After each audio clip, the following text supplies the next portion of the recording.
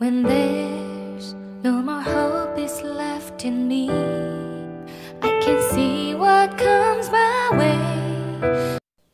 Hi guys, good day. Ang isi-share ko sa inyo ngayon, itong sa gilid at sa harap din ng bahay. Usually naman to, nasa gilid. Marami ako nito kahit sa likod ng bahay. Gumamela na hindi namumulaklak, white siya.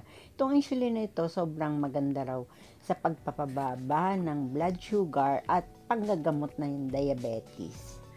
Dito na tayo sa taas, yan yung Stardust Cotton ko. Dalawa sila, buhay naman sila maayos, and direct sunlight. Tapos ito yung philodendron heart leaf ko, very wild pero maganda naman. Ito yung wandering Jew, ito yung Christmas tree ko, pinutol ko na, hindi ko na nilagay, nakakasawa. Ito yung palm, ito yung parang coconut palm. Tapos ito yung parang Indian tree na tumatas. Siya naman yung aking mga peace lily. Medyo malungkot. Ewan ko kung bakit. Parang taglugot ngayon ng peace lily. Tapos ito yung Cypress ko. Itong napakaswerteng halaman sa lahat ng farm. Siya talaga ang maswerte. Maghanap kayo niyan, talagang masusubukan nyo. Tapos ayan nga yung Christmas tree. Mataas siya pero pinutol ko na, nilagyan ko ng ilaw. Andyan siya ngayon sa labas. Tapos yan nga yung palm na parang coco palm. Yan, little coconut palm. Ganon. Tapos yan yung Anthurium hawkeri. Namatay yung isa ko pero dalawa na lang sila. Tapos iyan yung aking palmera palm. Ito naman yung picturata ko na halaman. Tapos sumunod dyan yung dracena. Tapos ito na Syngonium. Marami akong Syngonium.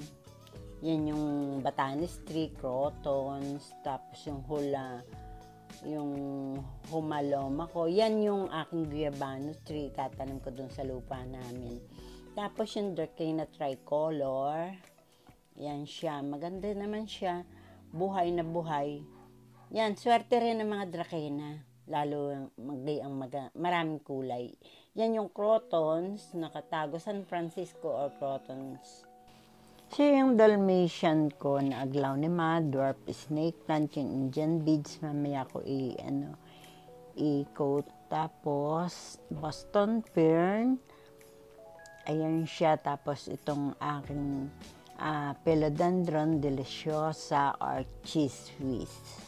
Ang katabi nito, na Dieffenbachia starbright. Ayan, spider plant. And then banyan tree or balete tree. Yan pinutol kong Christmas tree.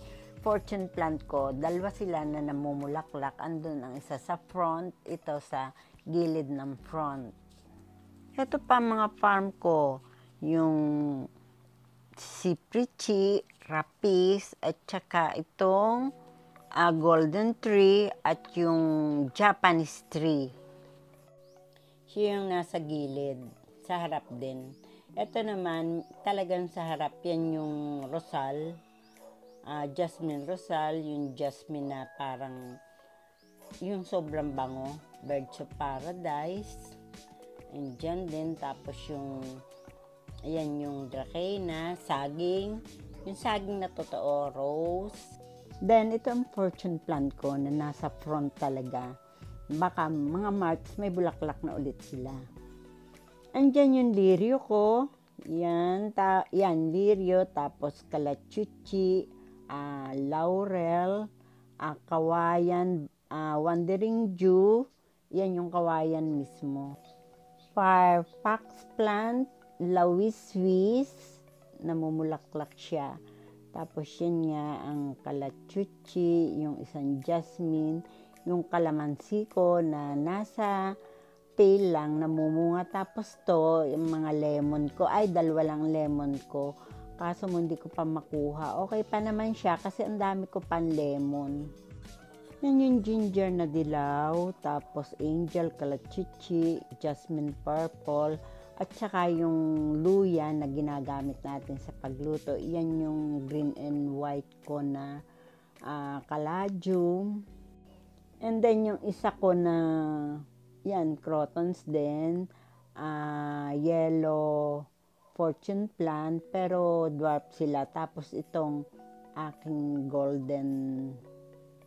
golden tree, Dieffenbachia, syngonium. Ayan sila, andyan sama-sama na.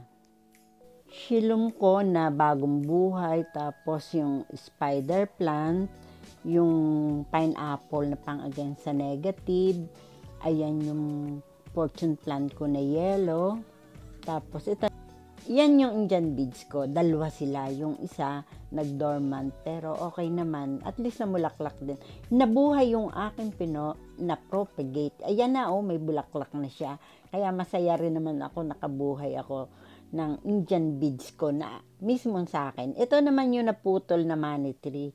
Yung money tree na naputol, accident ko na bundol, ayan, natanim ko, sana mabuhay. Sa totoo lang, bilis mabuhay ang money tree. Madali lang siyang buhayin kahit sila walang rooting hormone. Basta ilagay niyo sa indirect sunlight.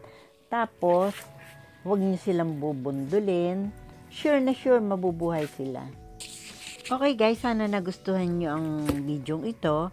At sana ilalagay niyo sa harap ng bahay niyo yung nagbibigay ng mga positive energy, masuswerteng halaman. Nakakatulong din kasi sa atin ang mga halaman. Okay guys, yan ang video ng aking Christmas light sa gilid at harap ng bahay. Thank you for watching and thank you for subscribing. God bless everyone. Love you all. Bye!